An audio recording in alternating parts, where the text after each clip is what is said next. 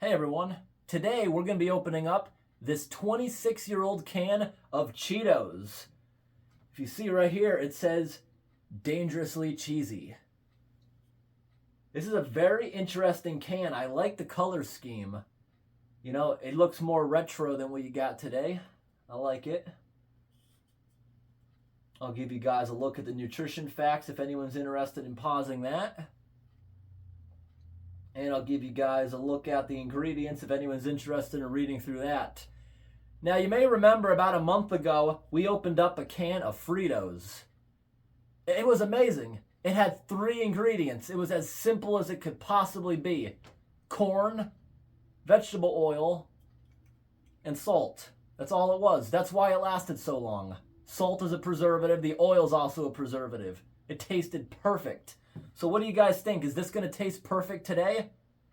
Look at the top of it. It's got a really cool pull tab. I like that. You don't see things like this anymore in a can. You can still buy certain things in a can, like potato sticks, but not a can like this. This is really cool. Underneath it is the expiration date. We usually give it 2 or 3 years older because that's when it expired. I don't know why it says expired. I feel like a product like this in a can should have a best by date. Yeah, a bag will go bad faster. Yes, a bag sometimes is made of Mylar, which is good at preserving, but it's sealed on the ends, crushed with glue, you know? It's not a perfect seal on the ends of a bag like that. So yeah, figured 2 or 3 years of a shelf life. And the reason it's in a can, I didn't explain in the last video with the Fritos. It's meant to go inside a vending machine. It makes it simple. You don't need a vending machine with little baggies where it turns. Just put it in a normal soda machine. It's a good option for anyone who owns vending machines.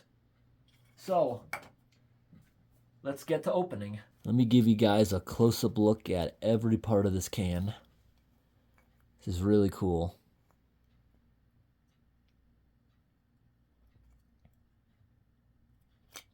I personally still think it'll taste all right. If it was in a bag, I would say no. I was absolutely amazed that the Fritos we opened last month tasted extremely perfect. I thought that was really cool. Copyright 1995. So it can't be any older than 1995, but I'm assuming like maybe 96, 97 is when it would have been produced. All right, so now we're gonna go ahead and open it up. You see how it's a little bit bulged right there? I think that there's a little bit of pressure in there. See, it's bulged enough that this is up a little bit, if you can see.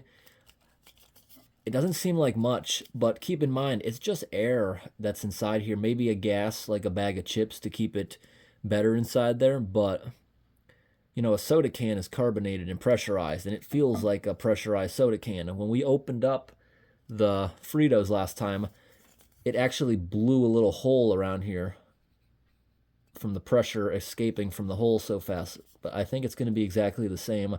Also, the pressures also helps preserve it a bit too. Things can't really grow in that pressure as well. All right, here we go.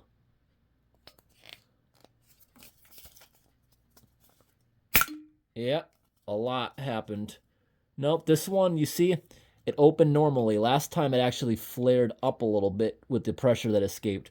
Wasn't under as much pressure, but it did still have a good amount of pressure in there. Let's open this up, see how it looks. Those look all right. Look at that. They look all right. To be honest, they kind of look a little bigger than what you get today, but that's probably just because it's in a small container. It seems that way. Let's give that a deep sniff. All right, I'm suddenly not as hopeful. I'm still going to taste test it, but not as hopeful. This smells rancid, like it went bad. But I also thought the Fritos smelled a little off at first also, but they ended up tasting exactly perfect. Oh, it might be the cheese that started going rancid. I've never opened good cheese. I've opened macaroni and cheese before, and you know the powdered cheese it comes with. It's always been gross. Even the stuff that's only 20 years old has always been absolutely disgusting. I think it's the cheese that probably compromised this, to be honest. Yeah, that's not very good. but we're going to give it a taste test. Let me just dump it out onto this plate so you guys can see everything that's in here. It's still hard and crunchy, so it preserved it in that form. But cheese, that's one of those things, it doesn't always last. You know, another thing that doesn't usually last is peanuts either. But what was interesting is I opened peanut M&Ms in a video a couple years back. The ones where the chocolate shell cracked off went rancid. But the couple where it didn't crack off, the chocolate actually preserved it and it tasted absolutely perfect. And also I noticed over the years things like pasta, grains usually go bad. Especially the pasta we've opened twice in boxes from the 50s and 40s. Disgusting. But we opened pasta from the 1920s in a can. It tasted perfect. It didn't go rancid because it was airtight. All right, everyone. So there's some weird residue all over the can, like somebody spilled beer all over it. Smells like some sort of alcohol, maybe whiskey all over it. The residue, anyways. It's pretty strong.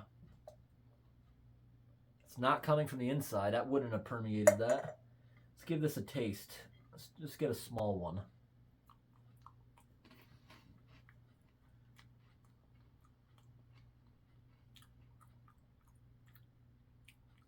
I'm just going to eat one, but yes, I think the cheese is rancid. I just swallowed it. But what would you call this? Would you consider this like a chip, or I don't know what you call this snack, but other than the cheese, it held up fine.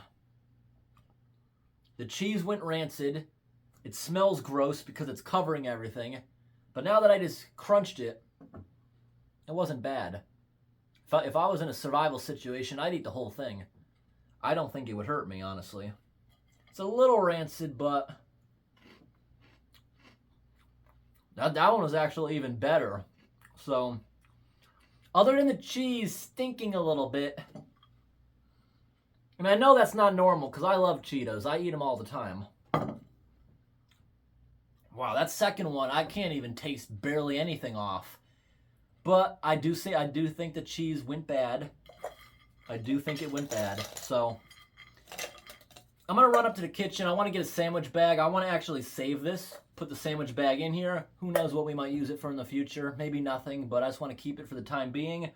And I want to light one on fire just like we did with the Fritos last time, just to see how it burns since it's such a oily product.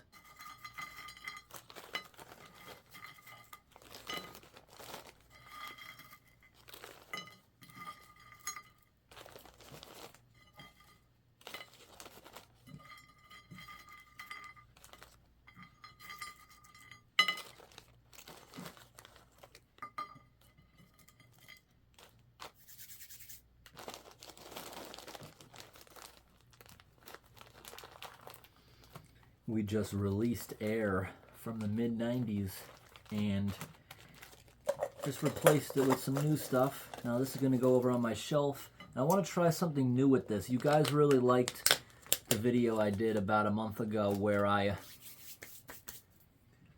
put the old 50-year-old hamburger meat into the firework tube and blasted it off. I want to do something similar like that today.